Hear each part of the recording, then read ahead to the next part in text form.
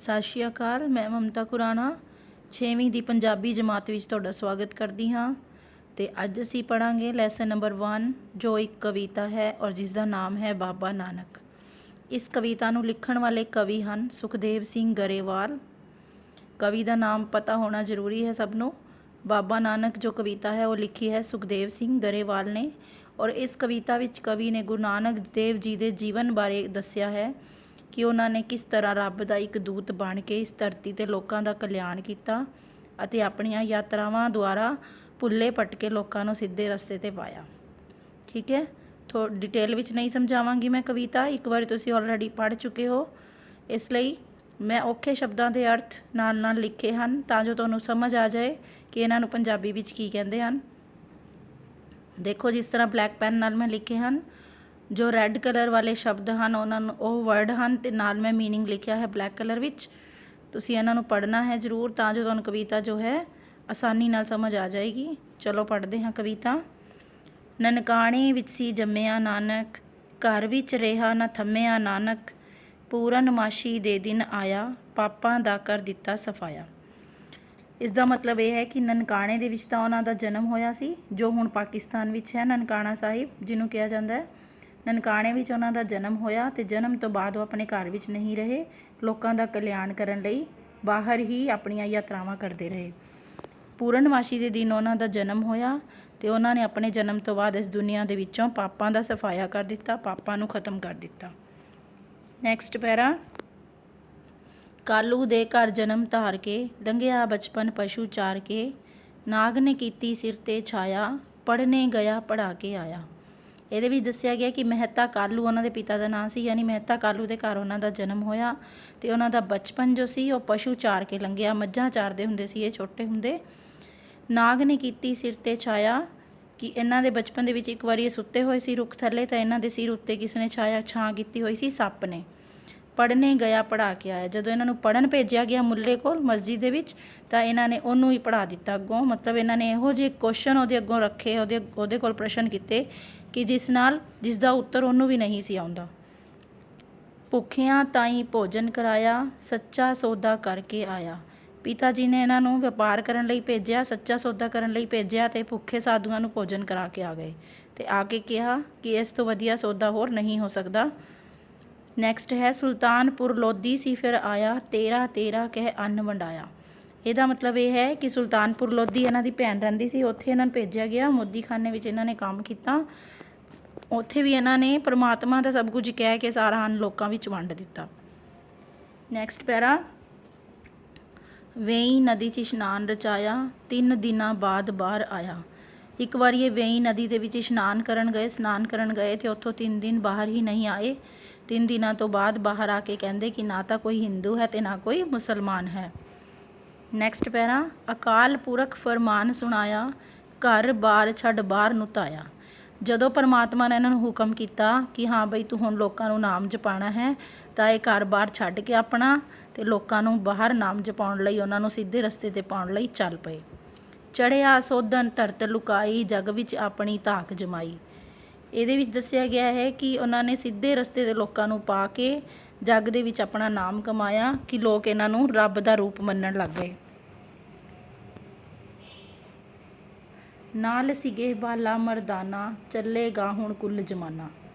ਜਦੋਂ ਇਹ ਦੁਨੀਆ ਦੇ ਵਿੱਚ ਚੱਲ ਪਏ ਲੋਕਾਂ ਨੂੰ ਨਾਮ ਜਪਾਉਣ ਲਈ, ਸਿੱਧੇ ਰਸਤੇ 'ਤੇ ਪਾਉਣ ਲਈ, ਤਾਂ ਇਹਨਾਂ ਦੇ ਨਾਲ 2 ਸ਼ਿਸ਼ਯ ਸੀ ਇਹਨਾਂ ਦੇ, ਬਾਲਾ ਅਤੇ ਮਰਦਾਨਾ ਉਹਨਾਂ ਦੇ ਨਾਮ ਨੇ। ਘੁੰਮਣ ਫਿਰਨ, ਮਤਲਬ 4 ਯਾਤਰਾਵਾਂ ਇਹਨਾਂ ਨੇ ਕੀਤੀਆਂ ਨੇ ਚਾਰੋਂ ਦਿਸ਼ਾਵਾਂ ਦੀਆਂ, ਅਤੇ ਨਾਲ ਆਪਣੇ ਉਹਨਾਂ ਨੂੰ ਲੈ ਕੇ ਸ਼ਿਸ਼ਿਆਂ ਨੂੰ ਦੋਨਾਂ ਨੂੰ, ਬਾਲਾ ਅਤੇ ਮਰਦਾਨਾ। Next page. ਪੁੜੀਆਂ ਵਿੱਚੋਂ ਲਹੂ ਚੁਆਇਆ, ਸੁੱਕੇ ਟੁਕ 'ਚੋਂ ਦੁੱਧ ਵਗਾਇਆ। ਆਪਣੀ ਯਾਤਰਾ ਦੌਰਾਨ ਇੱਕ ਵਾਰੀ ਇਹ ਕਿਸੇ ਪਿੰਡ ਵਿੱਚ ਰੁਕੇ ਤਾਂ ਉੱਥੇ ਇੱਕ ਅਮੀਰ ਸੀਗਾ ਆਦਮੀ ਜੋ ਲੋਕਾਂ ਦਾ ਖੂਨ ਚੂਸ ਕੇ ਕਮਾਉਂਦਾ ਸੀ ਅਤੇ ਇੱਕ ਗਰੀਬ ਸੀ ਅਤੇ ਇਹਨਾਂ ਨੇ ਗਰੀਬ ਦੇ ਘਰ ਦੀ ਰੋਟੀ ਖਾਧੀ ਤਾਂ ਅਮੀਰ ਆਦਮੀ ਨੇ ਕਿਹਾ ਕਿ ਤੁਸੀਂ ਮੇਰੀ ਪੂੜੀਆਂ ਕਿਉਂ ਨਹੀਂ ਖਾਧੀਆਂ, ਤਾਂ ਉਹਨਾਂ ਨੇ ਦੋਨਾਂ ਨੂੰ ਨਿਚੋੜ ਦਿੱਤਾ। ਇਹ ਵਾਲੀ ਮਤਲਬ ਤਸਵੀਰ ਵੀ ਹੈ ਬਾਜ਼ਾਰ ਦੇ ਵਿੱਚ ਕਿ ਉਹਨਾਂ ਨੇ ਇੱਕ ਹੱਥ ਵਿੱਚ ਰੋਟੀ ਫੜੀ ਹੋਈ ਹੈ ਅਤੇ ਇੱਕ ਹੱਥ ਵਿੱਚ ਪੂੜੀ ਫੜੀ ਹੋਈ ਹੈ, ਇੱਕ ਵਿੱਚੋਂ ਲਹੂ ਨਿਕਲ ਰਿਹਾ, ਇੱਕ ਵਿੱਚੋਂ ਦੁੱਧ ਨਿਕਲ ਰਿਹਾ ਹੈ ਨਾ। ਇਹਨਾਂ ਦੀ ਸਾਖੀ ਹੈ ਬੜੀ ਮਸ਼ਹੂਰ। ਇਹਨਾਂ ਨੇ ਕੀ ਕੀਤਾ, ਅਮੀਰ ਆਦਮੀ ਦੀ ਪੂੜੀ ਨੂੰ ਨਿਚੋੜਿਆ, ਉਹਦੇ ਵਿੱਚੋਂ ਲਹੂ ਨਿਕਲ ਆਇਆ ਤੇ ਜਿਹੜੀ ਗਰੀਬ ਆਦਮੀ ਦੀ ਰੋਟੀ ਸੀ ਉਹਦੇ ਵਿੱਚੋਂ ਦੁੱਧ ਨਿਕਲ ਆਇਆ। ਠੱਗ ਨੂੰ ਸੀ ਸੱਜਣ ਬਣਾਇਆ, ਕੋਡੇ ਰਾਖਸ਼ ਨੂੰ ਸੁਧਾਰਿਆ। ਇੱਕ ਠੱਗ ਸੀਗਾ, ਉਸਨੂੰ ਇਹਨਾਂ ਨੇ ਸਿੱਧੇ ਰਸਤੇ 'ਤੇ ਪਾ ਦਿੱਤਾ, ਉਸਨੂੰ ਸੱਜਣ ਬਣਾ ਦਿੱਤਾ। ਤੇ ਇੱਕ ਕੋਡੇ ਰਾਖਸ਼ ਵਾਲੀ ਕਹਾਣੀ ਹੈ, ਉਹਨਾਂ ਨੂੰ ਵੀ ਇਹਨਾਂ ਨੇ ਸੁਧਾਰ ਦਿੱਤਾ। ਰੋਕ ਕੇ ਪੱਥਰ ਵੱਡਾ ਭਾਰੀ, ਰਾਹੇ ਪਾਇਆ ਵਲੀ ਕੰਧਾਰੀ। ਵਲੀ ਕੰਧਾਰੀ ਦੀ ਵੀ ਕਹਾਣੀ ਹੈ ਇੱਕ, ਉਸ ਨੂੰ ਵੀ ਇਹ ਬਹੁਤ ਬੁਰਾ ਆਦਮੀ ਸੀ ਉਹ, ਉਸ ਨੂੰ ਵੀ ਇਹਨਾਂ ਨੇ ਸਿੱਧੇ ਰਸਤੇ ਪਾਇਆ। ਇੱਕ ਵੱਡੇ ਸਾਰੇ ਪੱਥਰ ਨੂੰ ਰੋਕ ਕੇ ਦਿਖਾਇਆ ਇਹਨਾਂ ਨੇ ਕਿ ਵੀ ਮੇਰੇ ਵਿੱਚ ਵੀ ਇੰਨੀ ਪਾਵਰ ਹੈ। ਮੱਕੇ ਜਾ ਕੇ ਉਸ ਫਰਮਾਇਆ, ਸਭ ਪਾਸੇ ਹੀ ਰੱਬ ਵਿਖਾਇਆ। ਮੱਕੇ ਦੇ ਵਿੱਚ ਜਾ ਕੇ ਇਹਨਾਂ ਨੇ ਕੀ ਕੀਤਾ, ਮੱਕੇ ਵਾਲੀ ਵੀ ਮਤਲਬ ਇਹਨਾਂ ਦੀ ਸਾਖੀ ਬਹੁਤ ਪ੍ਰਸਿੱਧ ਹੈ। ਮੱਕੇ ਜਾ ਕੇ ਇਹਨਾਂ ਨੇ ਕੀ ਕੀਤਾ, ਪੈਰ ਕਰਕੇ ਸੋ ਗਏ ਉਹਨਾਂ ਦੀ ਦਰਗਾਹ ਵੱਲ। ਤਾਂ ਕੀ ਕੀਤਾ ਉਹਨਾਂ ਨੇ, ਸੋਚਿਆ ਵੀ ਇਹ ਤਾਂ ਬੜਾ ਵੀ ਆਦਮੀ ਇਹੋ ਜਿਹਾ ਹੈ ਜਿਹੜਾ ਮੱਕੇ ਵੱਲ ਪੈਰ ਕਰਕੇ ਸੁੱਤਾ ਹੋਇਆ। ਤਾਂ ਜਿੱਧਰ ਵੀ ਇਹ ਪੈਰ ਕਰਦੇ ਸੀ ਉਸੇ ਸਾਈਡ ਮੱਕਾ ਘੁੰਮ ਜਾਂਦਾ ਸੀ। ਠੀਕ ਹੈ। ਊਚ ਨੀਚ ਦਾ ਫਰਕ ਮਿਟਾਇਆ, ਮਾਨਵਤਾ ਦਾ ਪਾਠ ਪੜ੍ਹਾਇਆ। ਇਹਨਾਂ ਨੇ ਲੋਕਾਂ ਨੂੰ ਸਿਖਾਇਆ ਕਿ ਨਾ ਕੋਈ ਵੱਡਾ ਹੈ ਤੇ ਨਾ ਕੋਈ ਛੋਟਾ ਹੈ, ਨਾ ਕੋਈ ਗਰੀਬ ਹੈ ਨਾ ਕੋਈ ਅਮੀਰ ਹੈ, ਕੋਈ ਊਚ ਨੀਚ ਨਹੀਂ ਹੈ। ਔਰਤ ਨੂੰ ਇੱਜ਼ਤ ਦਿਲਵਾਈ, ਧੰਨ ਨਾਨਕ ਤੇਰੀ ਵੱਡੀ ਕਮਾਈ। ਸਭ ਤੋਂ ਪਹਿਲਾਂ ਔਰਤ ਦੇ ਹੱਕ ਵਿੱਚ ਇਹਨਾਂ ਨੇ ਆਵਾਜ਼ ਉਠਾਈ ਤੇ ਕਿਹਾ ਕਿ ਜੋ ਔਰਤ ਹੈ ਉਸਨੇ ਵੱਡੇ ਵੱਡੇ ਰਾਜਿਆਂ ਨੂੰ ਵੀ ਜਨਮ ਦਿੱਤਾ ਹੈ, ਇਸ ਕਰਕੇ ਔਰਤ ਕਿਸ ਤਰ੍ਹਾਂ ਨਿਮਾਣੀ ਹੋ ਸਕਦੀ ਹੈ। ਇਸ ਤਰ੍ਹਾਂ ਇਹਨਾਂ ਨੇ ਬਹੁਤ ਵੱਡੇ ਵੱਡੇ ਕੰਮ ਕੀਤੇ ਹਨ। ਉਸਨੇ ਬਾਣੀ ਰਚੀ ਇਲਾਹੀ, ਗੁਰੂ ਗ੍ਰੰਥ ਹੈ ਜਿਹਦੀ ਗਵਾਹੀ। ਉਹਨਾਂ ਨੇ ਰੱਬ ਦੀ ਬਾਣੀ ਰਚੀ ਹੈ ਜਿਸ ਦਾ ਸਬੂਤ ਕੀ ਹੈ, ਗੁਰੂ ਗ੍ਰੰਥ ਸਾਹਿਬ, ਜੋ ਕਿ ਗੁਰਦੁਆਰਿਆਂ ਵਿੱਚ ਰੱਖਿਆ ਹੋਇਆ ਹੈ। ਇਸੇ ਲਈ ਨਿਆਰਾ ਨਾਨਕ, ਸਭ ਧਰਮਾਂ ਦਾ ਪਿਆਰਾ ਨਾਨਕ। ਇਸੇ ਲਈ ਗੁਰੂ ਨਾਨਕ ਦੇਵ ਜੀ ਨੂੰ ਸਾਰੇ ਪਿਆਰ ਕਰਦੇ ਹਨ ਅਤੇ ਸਾਰੇ ਧਰਮਾਂ ਦਾ ਪਿਆਰਾ, ਸਾਰੇ ਧਰਮਾਂ ਦੇ ਲੋਕ ਇਹਨਾਂ ਨੂੰ ਪਿਆਰ ਨਾਲ ਸਤਿਕਾਰ ਦਿੰਦੇ ਹਨ। ਆਈ ਹੋਪ ਤੁਹਾਨੂੰ ਕਵਿਤਾ ਸਮਝ ਆ ਗਈ ਹੋਏਗੀ ਦੁਬਾਰਾ। ਤੇ ਹੁਣ ਚਲੋ ਅਸੀਂ ਇਹਦਾ ਕਰਦੇ ਹਾਂ ਬੁੱਕ ਪਾਰਟ। ਸਭ ਤੋਂ ਪਹਿਲਾਂ ਕੁਐਸਚਨ ਆਨਸਰ ਬੁੱਕ ਦੇ ਵਿੱਚ ਹੀ ਕਰਨੇ ਹਨ ਤੁਸੀਂ। ਪਹਿਲਾ ਕੁਐਸਚਨ ਹੈ, ਨਨਕਾਣਾ ਸਾਹਿਬ ਕਿੱਥੇ ਹੈ ਤੇ ਪਹਿਲਾਂ ਇਸ ਨੂੰ ਕੀ ਕਿਹਾ ਜਾਂਦਾ ਸੀ। ਪਹਿਲਾ ਕੁਐਸਚਨ ਦੇਖੋ, ਕੋਮਾ ਲੱਗਿਆ ਹੋਇਆ, ਨਨਕਾਣਾ ਸਾਹਿਬ ਕਿੱਥੇ ਹੈ, ਤਾਂ ਇਹਦਾ ਆਨਸਰ ਹੈ ਪਾਕਿਸਤਾਨ ਵਿੱਚ। ਤੇ ਪਹਿਲਾਂ ਇਸ ਨੂੰ ਕੀ ਕਿਹਾ ਜਾਂਦਾ ਸੀ, ਪਹਿਲਾਂ ਰਾਏ ਭੋਏ ਦੀ ਤਲਵੰਡੀ ਕਿਹਾ ਜਾਂਦਾ ਸੀ। ਗੁਰੂ ਜੀ ਨੇ ਕਿਹੜਾ ਸੱਚਾ ਸੌਦਾ ਕੀਤਾ ਸੀ, ਭੁੱਖੇ ਸਾਧੂਆਂ ਨੂੰ ਭੋਜਨ ਕਰਾਉਣ ਦਾ। ਥਰਡ ਕੁਐਸਚਨ, ਗੁਰੂ ਜੀ ਕਿਹੜੀ ਨਦੀ ਵਿੱਚ ਇਸ਼ਨਾਨ ਕਰਨ ਗਏ ਸੀ ਤੇ ਉੱਥੋਂ ਕਿੰਨੇ ਦਿਨਾਂ ਬਾਅਦ ਵਾਪਿਸ ਆਏ ਸੀ। ਕਿਹੜੀ ਨਦੀ 'ਚ ਗਏ ਸੀ ਇਸ਼ਨਾਨ ਕਰਨ, ਵੇਈ ਨਦੀ ਤੇ ਉੱਥੋਂ 3 ਦਿਨ ਬਾਅਦ ਵਾਪਸ ਆਏ ਸੀ। ਸ਼ੋਰਟ ਦੇ ਵਿੱਚ ਹੀ ਆਨਸਰ ਲਿਖਣੇ ਹਨ। ਮੱਕੇ ਜਾ ਕੇ ਗੁਰੂ ਜੀ ਨੇ ਕੀ ਕੋਤਕ ਵਿਖਾਇਆ, ਸਾਰੇ ਪਾਸੇ ਰੱਬ ਵਿਖਾਉਣ ਦਾ, ਕਿ ਰੱਬ ਤਾਂ ਸਾਰੇ ਪਾਸੇ ਹੈ। ਗੁਰੂ ਜੀ ਨੇ ਇਸਤਰੀ ਜਾਤੀ ਦੇ ਹੱਕ ਵਿੱਚ ਆਵਾਜ਼ ਉਠਾਈ, ਇਸ ਨੂੰ ਸਪਸ਼ਟ ਕਰਦੀ ਹੋਈ ਬਾਣੀ ਦੀ ਤੁਕ ਲਿਖੋ, ਜੋ ਉਹਨਾਂ ਨੇ ਆਪਣੀ ਬਾਣੀ ਵਿੱਚ ਵੀ ਰਚੀ ਹੈ।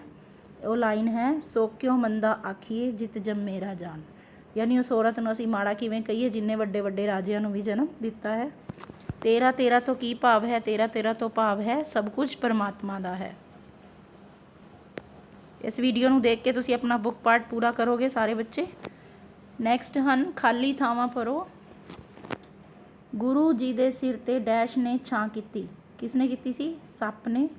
ਗੁਰੂ ਜੀ ਦਾ ਅਵਤਾਰ ਪਰਵ ਡੈਸ਼ ਵਾਲੇ ਦਿਨ ਮਨਾਇਆ ਜਾਂਦਾ ਹੈ, ਕਿਹੜੇ ਦਿਨ ਮਨਾਇਆ ਜਾਂਦਾ ਹੈ, ਪੂਰਨਮਾਸ਼ੀ ਵਾਲੇ ਦਿਨ। ਗੁਰੂ ਜੀ ਨੇ ਡੈਸ਼ ਰਾਖਸ਼ ਦਾ ਸੁਧਾਰ ਕੀਤਾ ਸੀ, ਕਿਹੜੇ ਰਾਖਸ਼ ਦਾ, ਕੋਡੇ ਰਾਖਸ਼ ਦਾ।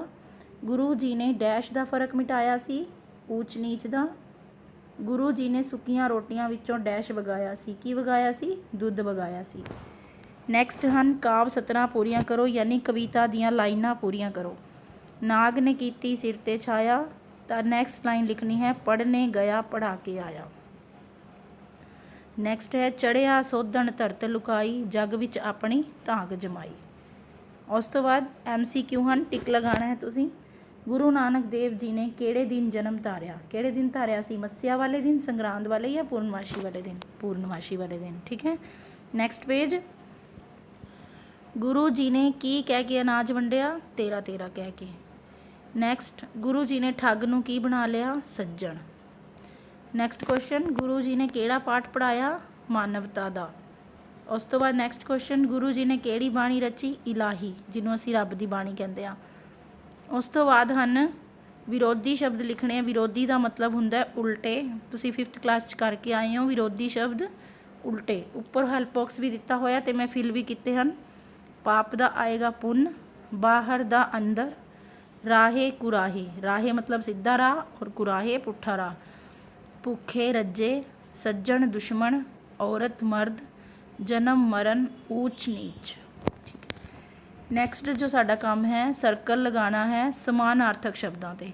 ਸਮਾਨਾਰਥਕ ਜਿਹੜੇ ਅੱਗੋਂ ਸਕਾਈ ਕਲਰ ਦੇ ਬਾਕਸ ਦਿੱਤੇ ਹੋਏ ਹਨ, ਇਹਨਾਂ ਦਾ ਸਮਾਨ ਅਰਥ ਲੱਭਣਾ ਹੈ, ਜਿਹਨੂੰ ਅਸੀਂ ਹੋਰ ਵੀ ਕਹਿੰਦੇ ਹਾਂ। ਜਿਵੇਂ ਸਫਾਇਆ ਨੂੰ ਹੋਰ ਅਸੀਂ ਕੀ ਕਹਿੰਦੇ ਹਾਂ? ਖਾਤਮਾ।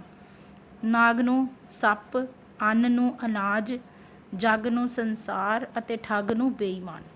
ਠੀਕ ਹੈ, ਸਰਕਲ ਕੀਤੇ ਹੋਏ ਹਨ, ਤੁਸੀਂ ਵੀ ਕਰ ਸਕਦੇ ਹੋ ਇਹਨੂੰ ਦੇਖ ਕੇ। ਆਈ ਹੋਪ ਬੁੱਕ ਪਾਰਟ ਕਰਨ ਤੋਂ ਬਾਅਦ ਤੁਹਾਨੂੰ ਲੈਸਨ ਚੰਗੀ ਤਰ੍ਹਾਂ ਸਮਝ ਆ ਜਾਏਗਾ, ਕਿਉਂਕਿ ਲੈਸਨ ਪੜ੍ਹਨ ਤੋਂ ਬਾਅਦ ਜਦੋਂ ਅਸੀਂ ਬੁੱਕ ਪਾਰਟ ਕਰਦੇ ਹਾਂ ਤਾਂ ਸਾਨੂੰ ਸਾਰਾ ਲੈਸਨ ਹੀ ਆਸਾਨੀ ਨਾਲ ਸਮਝ 'ਚ ਆ ਜਾਂਦਾ ਹੈ। ਕੱਲ੍ਹ ਤੁਸੀਂ ਲੈਸਨ ਨੰਬਰ 2 ਇੱਕ ਵਾਰੀ ਪੜ੍ਹ ਕੇ ਰੱਖਣਾ। ਵੈਸੇ ਮੈਂ ਦੁਬਾਰਾ ਪੜ੍ਹਾਵਾਂਗੀ ਅਤੇ ਬੁੱਕ ਪਾਰਟ ਵੀ ਕਰਾਵਾਂਗੀ। ਧੰਨਵਾਦ।